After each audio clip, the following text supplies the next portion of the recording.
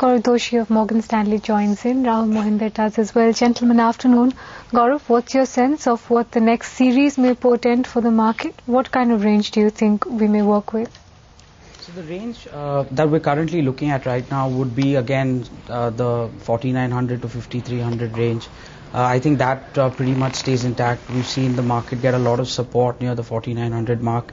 And, we continue to think that the best way to tactically trade this market is expected to trade in a range, have your selective shorts in place. But I must admit, last week near the 4900 mark, we have turned our bias towards being a little more positive. We have added more beta, and we have, turned our portfolios to a slightly more long bias. And therefore, I just think that, given Nifty has traded for discount for pretty much 2.5 weeks now, a lot of the negativity is in the price. And we're expecting the market to at least move to the mid band, if not the higher band of this range towards next expiry. So I think we're in the lower end of the range, and to me, the markets should trade higher from here. Gaurav, afternoon. What about the Reliance and ADAG group stocks? How do you read the development, and how would you approach those stocks now? So the development is clearly positive. It's a sentimental thing, but as we all know, in Indian market, sentiment has a very, very huge role to play. So to me, this is only positive, especially for Reliance and selective ADAG group stocks. We continue to think the best way to play this what we've been telling clients to do is that look at Reliance the Reliance pack, and look at stocks like Reliance Infrastructure, and maybe oversold sort of a value pick in a Reliance Capital. But stocks like Arcom and RNRL, we're not at this index, given the sort of opportunity available in other stocks and other sectors, we're not too keen to chase the rest of the pack. So we stay focused on Reliance Infra, on a Reliance Capital for a higher beta, more aggressive trader, and Reliance Industries has always been our evergreen. We've always liked it. Gaurav, within this entire Reliance pack, any thoughts on Reliance Infra and Reliance Power? So, Reliance Power is a stock that, we just choose to play through Reliance Infra. And Reliance Infra, ever since this whole outcome of the Supreme Court verdict, we've been very positive on that stock. I think whether you evaluate it from a balance sheet perspective, on the fundamentals, the fact that they have, they've displayed a great execution capability, they have a very robust order book, we just continue to think that this stock is extremely attractive, has been so. All this sentimental overhang is the reason why this stock has underperformed. Institutions like LIC have added Reliance Infra to their portfolio sub 1,000. Institutional investors at our end are very excited about the stock post the Supreme Court verdict. And it's a stock that to us offers very limited downside. Yes, it is volatile, but if you're taking a medium to longer term view, it's definitely a buy at this level. And even if you ask me, the way the stock has moved today, any weakness from here on, any sort of pullback, any sort of retest of the bottom technically is just an opportunity to keep adding to the stock. The surprise package today has been Reliance Communications, Gaurav, for 11% higher. How would you look at that one in the light of the weekend's developments?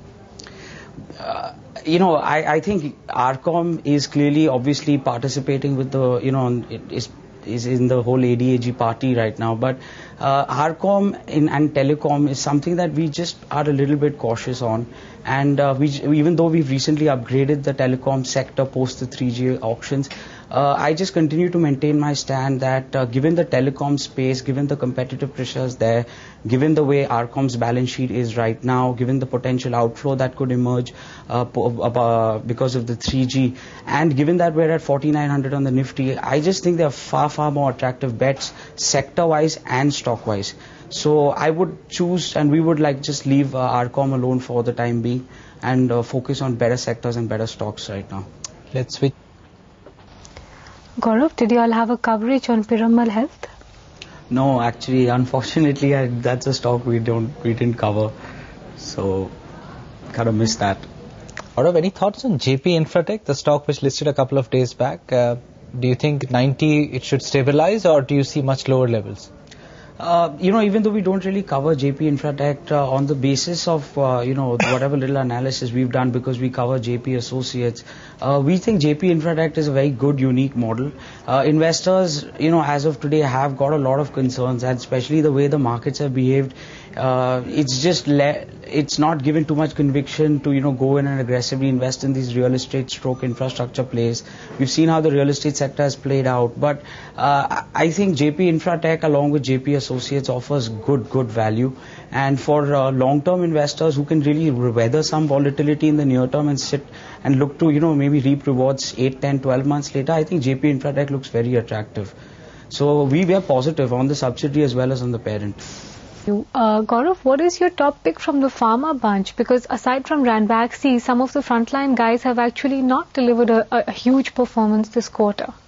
In the pharma space, the only stock we actually like right now, and we're actually actively adding to portfolios right now, is Ranbaxy. The reason for this is that, if you actually look at if you analyze how pharma mutual funds have actually done in the last 6 to 7 months, they've actually been the top performing funds. Beating diversified equity funds, beating any sector fund. So to me, a lot of what can be expected in pharma is in the price. Stocks like Reddy's, stocks like Sun Pharma, stocks like Cipla, to us, I think at this level on a risk reward perspective is not worth chasing. So the only space we're really looking at is Ranbaxy, and we're not aggressively looking to give a big allocation to pharma on our portfolios. Maybe 1, maybe 2 stocks, but as of today it's only Ranbaxy. Gaurav, the other pocket that's become volatile is autos. How are you all approaching that tactically? So in autos, two-wheelers and passenger companies we're not too keen on, because we just think that margin pressures are going ahead and competition is going to really put a lot of pressure on the balance sheets. In the auto space, we really like the utility space. We believe there's going to be a corporate capex acceleration this year, which will very benefit very heavily the commercial vehicle manufacturers. And actually in the auto space as of now, the only real company we're aggressively looking at accumulating is M&M. Because I just think there's a whole utilities play there, there's a tractors play there, there's a sum of parts play there, and the fact that, it's always looked at as a monsoon proxy, and given that we potentially could have, first signs of a good monsoon emerge, I think going long in M&M and maybe looking at some bottom fishing in a Tata Motors right now versus going short maybe a Maruti and a Hero Honda is how we'd really look at the auto space. Not overly bullish, but on a stock specific basis, yes.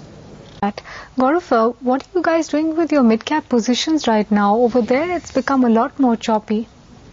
Mid-caps always are going to be choppy. I think that's part and parcel of being in the mid-cap space. But I think if you ask me, we are using this dip and this sort of sell-off that we've seen in the last month to actually add to our mid-cap portfolios, because mid-caps have a tendency to run away, and it's very hard to catch them in very bullish times or on very positive, when the market has positive cues all around.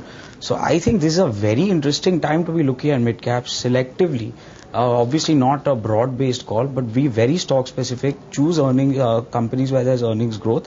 But I just think this is where we're actually advising clients to look aggressively at the mid-cap space, and even on a stock-specific basis, add to portfolios, because I think this is a great time to be looking at mid-caps.